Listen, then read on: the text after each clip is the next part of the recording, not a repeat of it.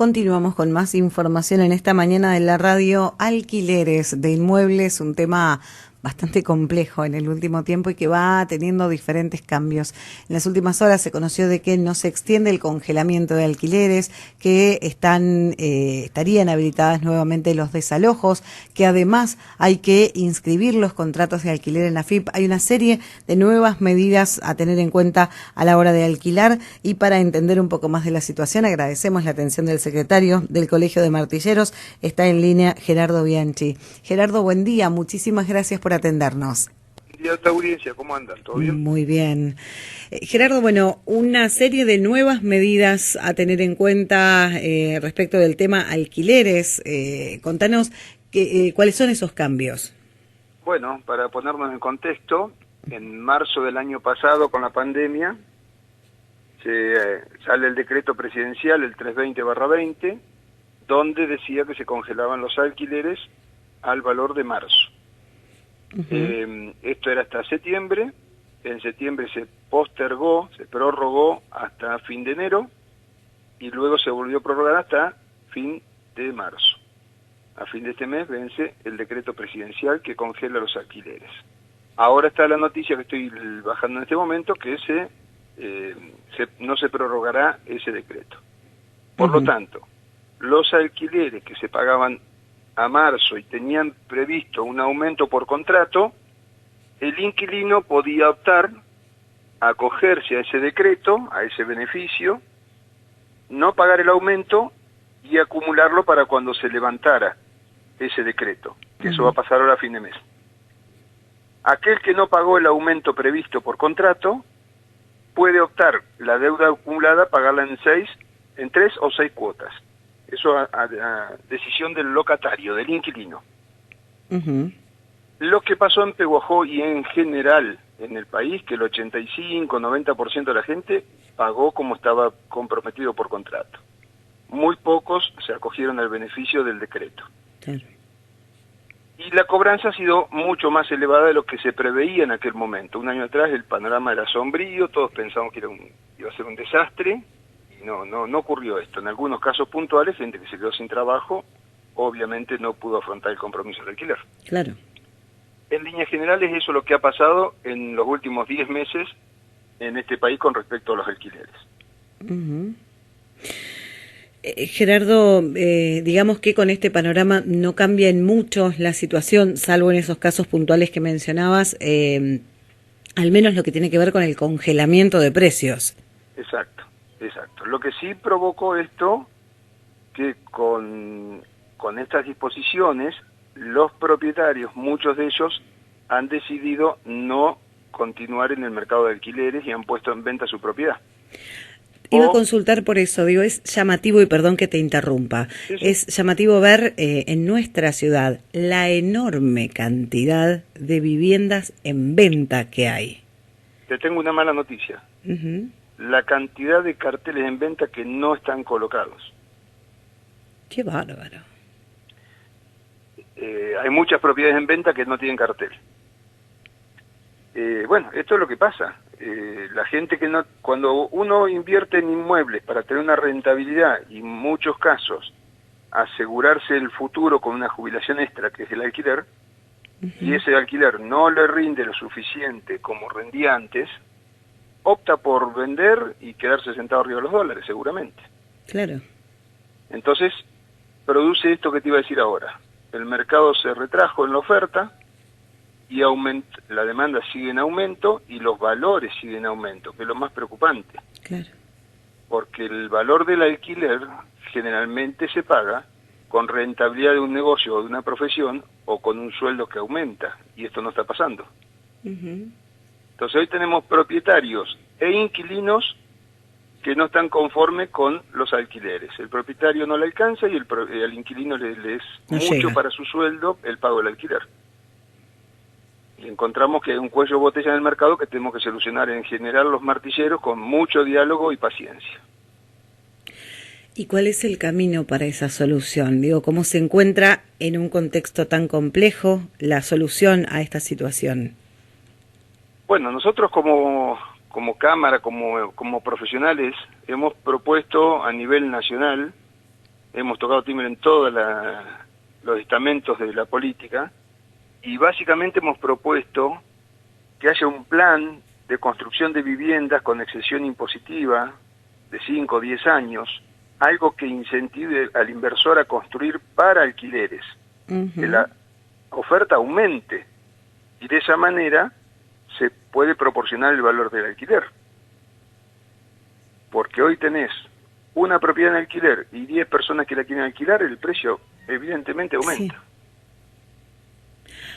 Hoy por hoy, no sé si existe la posibilidad de hacer un aproximado, digo, pero una vivienda tipo para alquilar, ¿en qué valores está? De un dormitorio en 10, 12 mil pesos, 2 dormitorios de 15 a 18, y ya una casa anda en 22, 25, 30 mil pesos. Son valores que hoy se están manejando lamentablemente. Qué bárbaro. Y con escasa demanda. Oferta, perdón. Oferta, sí. Oferta. Lo que decíamos recién, la enorme cantidad de viviendas en venta que hay, bueno, más el dato no menor que agregabas, esto de que muchas de las viviendas que están en venta hoy no están identificadas, digamos. Exacto. Gerardo, no es el único cambio, porque también se anunció y ya se está utilizando este sistema de registrar los contratos en AFIP. Bien, ahí va a ir al otro punto. En julio del año pasado se aprueba la ley 27551, que es la que extiende los contratos a un mínimo de 3 años de plazo, para lo que es vivienda y comercio. Ahora, lo que es vivienda, se puede manejar el valor del alquiler solamente de forma anual, ya no escalonada como se venía haciendo. Sigue en el contrato comercial.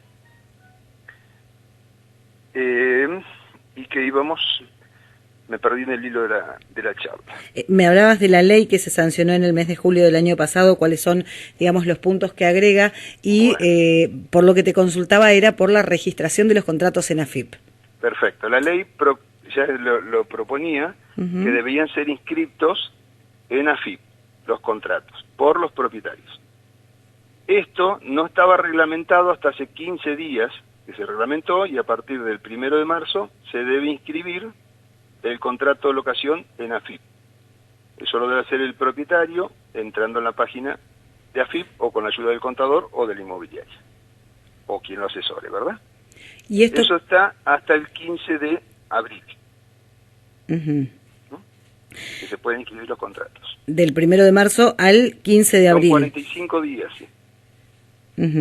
¿Y esto qué significa para el propietario? Digo, ¿genera algún otro inconveniente? Digo, ¿qué es lo que significa para un propietario tener que inscribir su contrato de alquiler en AFIP?